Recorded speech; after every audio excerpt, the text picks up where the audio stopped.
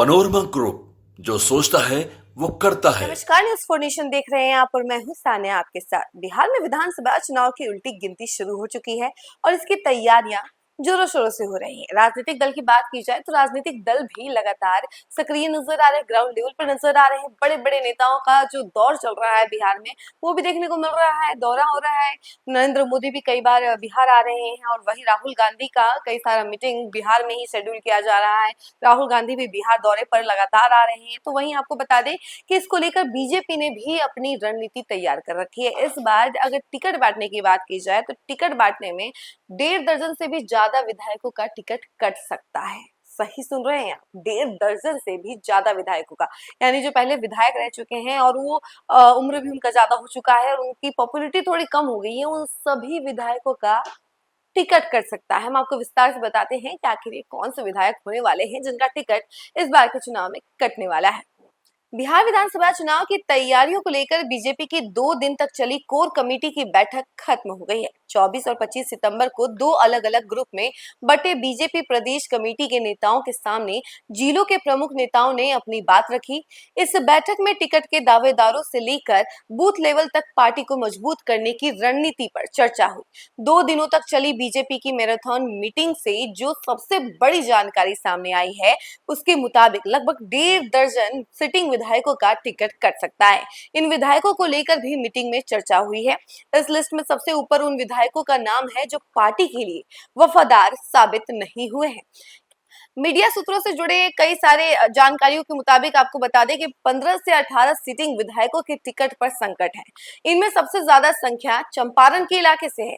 पश्चिम और पूर्वी चंपारण के 4 विधायकों को लेकर बेहतर फीडबैक नहीं है। वहीं मधुबनी, दरभंगा, गोपालगंज, सारण, वैशाली, भागलपुर, बेगूसराय, पटना और भोजपुर से आने वाले कुछ विधायकों को भी बेटिकट किया जा सकता है। केंद्र नेतृत्व से लेकर प्रदेश बीजेपी नेतृत्व से इस बार चुनाव में उम्मीदवारों के चयन को लेकर सबसे बड़ा फैक्टर जीत को रखा है।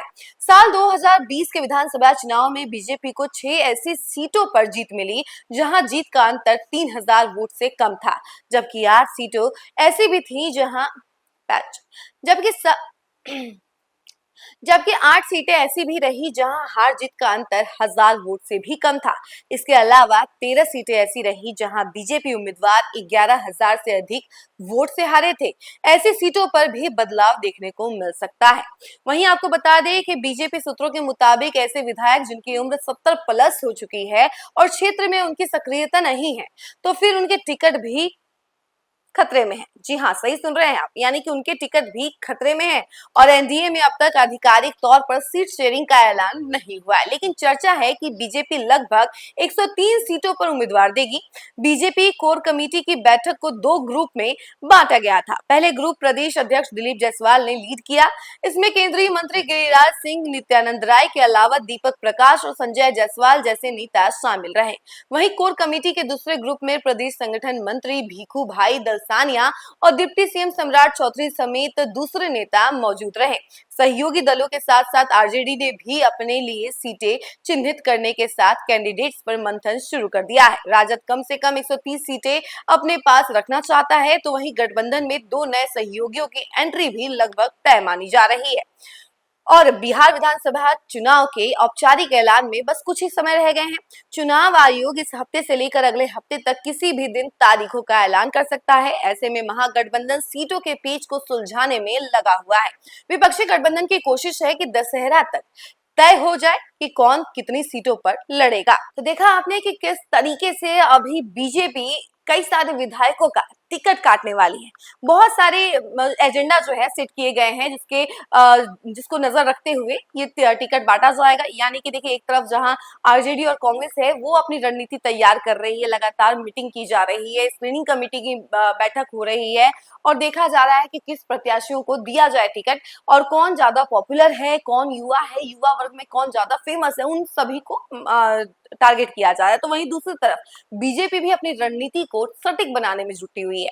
अब रणनीति को सटीक बनाने के लिए लगातार जो है वो स्क्रीनिंग कर रही है, देख रही है कि आखिर किन प्रत्याशियों के जो दबदबा है वो कम है, और जो पुराने विधायक हैं उनकी पॉपुलैरिटी कितनी कम हुई है, क्या वो इस बार चल सकते हैं या नहीं, इस बार उनका दबदबा बन सकता है या नहीं।